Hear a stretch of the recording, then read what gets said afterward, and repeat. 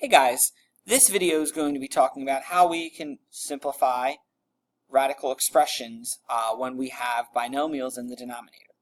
To get started though, take a moment to pause this video and complete these following pre-lesson practice problems. Once you've had a chance to try each of these problems, go ahead and press play and the video will continue on. Okay, at this point you should have tried these problems out.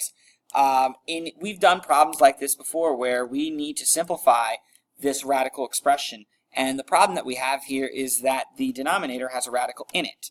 So the trick that we've learned to essentially work through these is if we multiply the top and bottom by that radical, it's the same thing as multiplying by 1, it will get rid of that denominator that has a radical in it. So if I multiply this by root 2 over root 2, since root 2 is the culprit here, what I'm going to end up with in the numerator is 3 root 2, and in the bottom, root 2 times root 2, so we'll do a little side note here, is root 4. Well, what is root 4?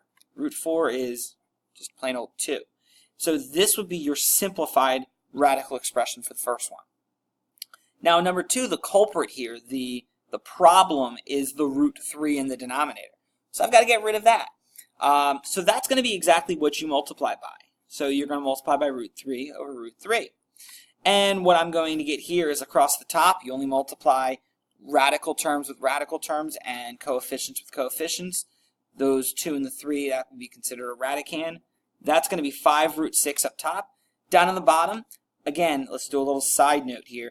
3 root 3 times root 3 would be 3 root 9. But I know that root 9, square root of 9 is 3. So really I'm working with a 9 here. Nothing I'm able to simplify, and so what I have now is my simplified expression. So the problem here is that this will work great when you just have a radical in the denominator, or a radical and a non-radical term in the bottom separated by multiplication. But we may run into some problems with some other types of questions. So we're going to introduce a topic here called the conjugate. And again, looking at this, you might not see the impact of it until you look back at the classwork we've done on binomials. The conjugate, very simply, is just changing the sign in the middle of a binomial. So in the example here, if 3x plus 1 is my binomial, its conjugate would just be 3x minus 1. You just change the sign in the middle. And we only do this with binomials. So if we look down here, there's a couple examples. Pause the video and try to determine what the conjugates will be for all 3 of these. And once you've paused it, let's take a look at what they would be.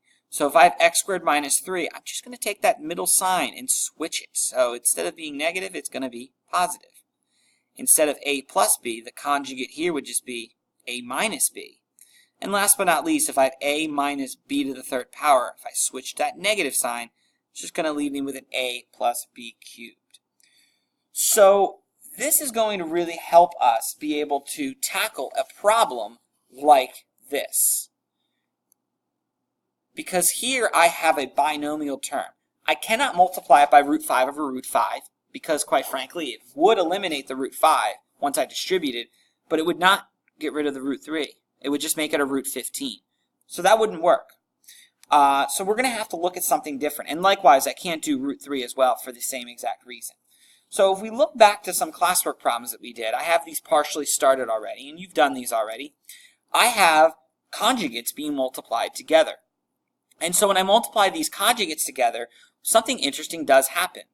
The middle terms always will cancel out. That's that difference of squares topic where the O and the I of FOIL cancel out. And we know the square root of 36 is 6. And so when you completed this problem, we should have gotten an answer of just 10.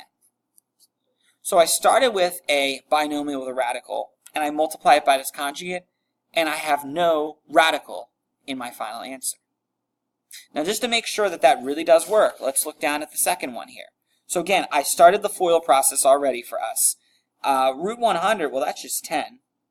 These are going to cancel each other out, square root of 30 minus the square root of 30. And negative 9, or negative square root of 9, sorry, is a 3. So this answer is just plain old 7. So anytime you multiply conjugates together, it seems to me that the answer here is always going to end up being a whole number or a non-radical term. And so that's exactly the strategy we need to use to be able to tackle something like example 1 here. So let's go through and talk this problem out, okay? The radical in the denominator I have to get rid of is the square root of 5 plus the square root of 3.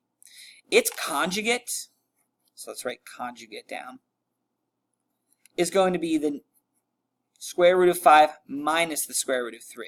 And so if we use that trick that we just were seeing on the previous page, I'm going to try and multiply by the conjugate here instead.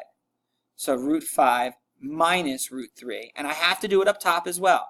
Don't forget that when you multiply top and bottom, you have to do it by the same thing, because this is the equivalent of multiplying by 1. You are not changing the value of the number at all. Okay? Now that we have that, though, we're going to have to multiply this out. 3 times this, well, this is just going to be a distributive method problem. I'm going to distribute the 3 across those two terms. So I end up with 3 root 5 minus 3 root 3. Down in the bottom, now this is going to be a FOIL method. Now, if you notice that it's going to be a conjugate, the O and the I of FOIL always cancel each other out when you multiply conjugates together. If you don't see that, write out a grid method or write out the FOIL method to show how it works.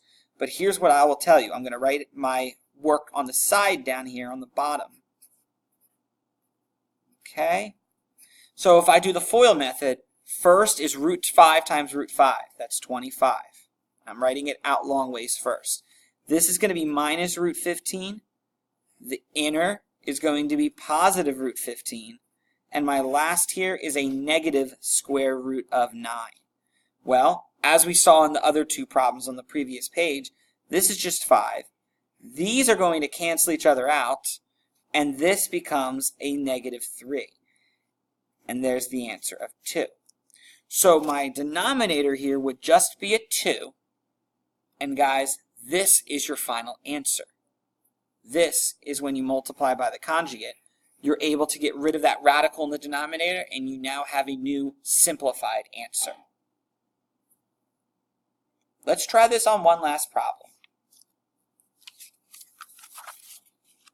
So let's look at example 2 now. Example 2 is going to ask us, once again, to be able to eliminate the radical in the denominator. And the trick we've learned is the conjugate. So the conjugate here is, again, going to be the binomial in the denominator, but I'm going to switch the sign to the opposite. So my conjugate here, pause the video if you want to test yourself,